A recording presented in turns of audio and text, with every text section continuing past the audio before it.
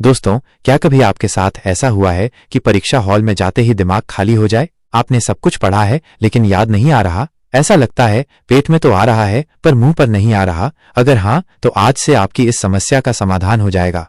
पढ़ा हुआ याद न रहने की वजह से कई लोगों को लगता है कि उनकी याददाश्त कमजोर है, लेकिन मैं आपको बता दूं, आपकी स्मृति शक्ति कमजोर नहीं है, बल्कि पढ़ा हुआ याद न रहने का मुख्य कारण है गलत तरीके से पढ़ाई करना। ड्रीम ड्रिलर मोटिवेशन के आज के वीडियो में मैं आपको ऐसी 5 तकनीकें सिखाऊंगा जो आपके दिमाग को इस तरह प्रशिक्षित करेंगी कि आप जो भी पढ़ेंगे वो जीवन भर याद रहेगा। आपको लग सकता है कि क्या सिर्फ एक बार पढ़कर कुछ भी याद रखना संभव है? वाकई ऐसा हो सकता है? इसका जवाब है हाँ, ये वाकई संभव है, क्योंकि कुछ वैज्ञानिक तरीके हैं जिनके जरिए असंभव को संभव किया जा सकता है। और मैं गारंटी के साथ ये भी कह सकता हूं कि अगर आप इस वीडियो को ध्यान से अंत तक देखेंगे तो आपकी पढ़ाई से जुड़ी जिंदगी की 80% समस्याओं का समाधान हो जाएगा।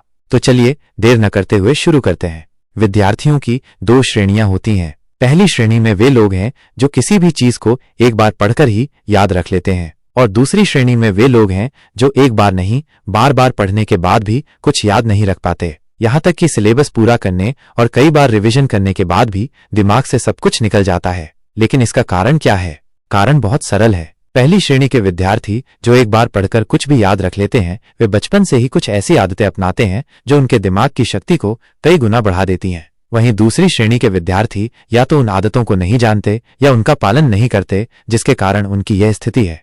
अब आते हैं कि पढ़ाई को बहुत आसानी से कैसे याद रखा जाए। खैर, उससे पहले आपको एक छोटी सी बात जाननी होगी, और वो है हमारे दिमाग की मेमोरी। हमारे दिमाग में 2 तरह की मेमोरी होती है, short term memory, long term memory. Short term memory में जो चीजें सेव होती हैं उन्हें हम बहुत आसानी से भूल जाते हैं। जैसे मान लो, अगर आप आज कुछ पढ़ते हैं तो कल उस पढ़ाई का 80 से 90% भूल जाएंगे, क्योंकि वो पढ़ाई आपकी शॉर्ट टर्म मेमोरी में सेव थी, और इसी कारण एक दिन के अंदर आप उस पढ़ाई का 90% भूल गए। अब आते हैं इस समस्या के समाधान पर। समाधान बहुत सरल है। अगर आप अपनी पढ़ाई को शॉर्ट टर्म मेमोरी से लॉन्ग टर्म मेमोरी में ट्रांसफर कर सकें तो बस हो गया। लेकिन आप किसी भी चीज को शॉर्ट टर्म मेमोरी से लॉन्ग टर्म मेमोरी में कैसे ट्रांसफर कर सकते हैं? इसके लिए आपको कुछ आदतें अपनानी होंगी। आदत नंबर 1, मेमोरी वॉक तकनीक। मेमोरी वॉक का मतलब क्या है? सरल शब्दों में कहें तो चलते चलते पढ़ाई को याद करना। चलने के दौरान हमारा दिमाग सबसे ज्यादा सक्रिय रहता है। इस समय हमारा रक्त संचार बढ़ता है, यहां तक कि हमारे दिमाग के न्यूरॉन्स एक दूसरे से जुड़ जाते हैं। इससे हमारा ध्यान बढ़ता है और हम बहुत आसानी से कुछ भी याद रख सकते हैं।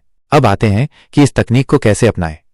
एक निश्चित रास्ता तय करें जहां आप आराम से टहल सकें। ये घर के अंदर या बाहर हो सकता है। 2, पढ़ते समय आवाज निकालकर पढ़ें ताकि शब्द आपके कानों तक पहुंचें, क्योंकि कानों तक जाने पर वे बेहतर याद रहते हैं। 3, अपने परिवेश के साथ पढ़ाई को जोड़कर पढ़ें। जैसे न्यूटन के तीसरे नियम को याद करने के लिए आसपास किसी पेड़ की कल्पना कर सकते हैं, क्योंकि उस समय न्यूटन सेब के पेड़ के नीचे थे। यानी आपको पढ़ाई के दौरान उससे जुड़ी किसी भी चीज को दृश्य रूप में कल्पना करना होगा। अगर आप इस तरह रोज 15 से 20 मिनट मेमोरी वॉक की आदत बना लें तो आपकी पढ़ाई जीवन भर याद रहेगी। दूसरा कदम, थीटा वेव। पहले बात करते हैं थीटा वेव क्या है। दिमाग की 5 मुख्य तरंगें होती हैं, गामा, बीटा, अल्फा, थीटा और डेल्टा। इनमें थीटा गहरे ध्यान, रचनात्मकता और स्थिरता के लिए सबसे प्रभावी है। थीटा अवस्था आमतौर पर गहरे ध्यान के दौरान होती है। हल्की नींद के समय या फ्लो स्टेट में भी थीटा तरंगें उत्पन्न होती हैं। अब बताता हूं कि इस पद्धति का इस्तेमाल कैसे कर सकते हैं। एक शारीरिक और मानसिक तैयारी करें। आपको एक शांत माहौल में बैठना होगा। फिर एक गहरी सांस लें और धीरे धीरे छोड़ें। साथ ही थीटा वेव के साउंड सुनने होंगे। यह साउंड आपको यूट्यूब पर मिल जाएंगे। अगर पढ़ाई शुरू करने से पहले आप इस तरह सिर्फ 15 मिनट थीटा वेव का अभ्यास कर लें तो पढ़ाई शुरू करने के समय आपका दिमाग पूरी तरह आरामदायक और तरोताजा रहेगा। इससे पढ़ाई याद रखने में आपको कोई परेशानी नहीं होगी। तीसरा बिंदु, लर्निंग मेथड। अगर मैं आपसे कहूं कि आपकी मेमोरी ये नहीं देखती कि आप क्या पढ़ रहे हैं, बल्कि ये देखती है कि आप कैसे पढ़ रहे हैं, यानी आप क्या पढ़ रहे हैं, ये बड़ी बात नहीं है। बड़ी बात है कि आप कैसे पढ़ रहे हैं। और यहीं से आता है लर्निंग मेथड का मामला। लर्निंग मेथड का सबसे महत्वपूर्ण हिस्सा है 3 to 1 मेथड। इस मेथड को जो एक बार अपने काबू में कर लेता है उसे कभी भी अपनी पढ़ाई को लेकर चिंता नहीं करनी पड़ती।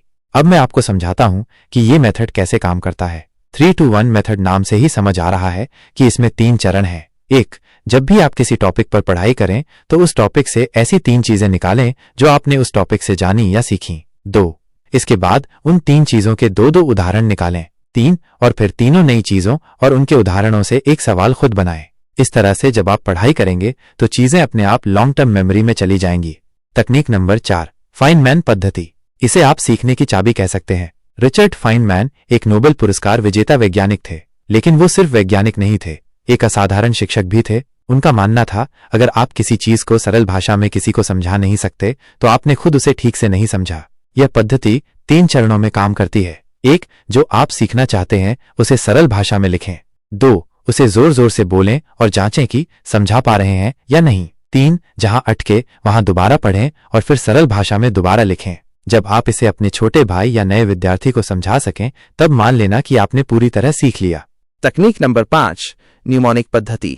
इसे स्मृति शक्ति का जादू कहा जाता है। यह एक ऐसी तकनीक है जिसमें हम किसी भी जानकारी को कहानी, चित्र, ध्वनि या संक्षिप्त रूप में सजाकर याद करते हैं। शब्दों के पहले अक्षरों से बनाए गए एक्रोनिम या एक्रोस्टिक पद्धति से चीजें लंबे समय तक याद रहती हैं। 2020 की एक शोध में देखा गया कि मेडिकल छात्रों ने न्यूमोनिक्स से ज्यादा सफलता पाई। न्यूरोसाइंस की रिसर्च बताती है कि इससे हिपोकैम्पस ज्यादा सक्रिय होता है। इसके अलावा पढ़ते समय लिखकर पढ़ना और 30-40 मिनट बाद 5 मिनट का ब्रेक लेना जरूरी है, पर उस ब्रेक में मोबाइल का इस्तेमाल बिल्कुल ना करें। पढ़ाई के बाद थोड़ा सोने की कोशिश करें, क्योंकि इससे जानकारी दिमाग में अच्छे से दर्ज होती है। तो दोस्तों, घंटों रट्टा मारने की बजाय आज बताई गई वैज्ञानिक स्मार्ट पढ़ाई की तकनीकों का इस्तेमाल करें। एक बार करके देखें, फिर खुद समझ आ जाएगा कि पढ़ाई कितनी आसान हो सकती है। तो सबसे पहले कौन सी तकनीक आजमाने जा रहे हैं, ये कमेंट में जरूर बताना। अगर अच्छा लगा हो तो एक लाइक और शेयर जरूर करना। अगले वीडियो में मिलते हैं, तब तक ब्रेन वेव मोटिवेशनल टॉपिक्स को सब्सक्राइब करना मत भूलना। धन्यवाद।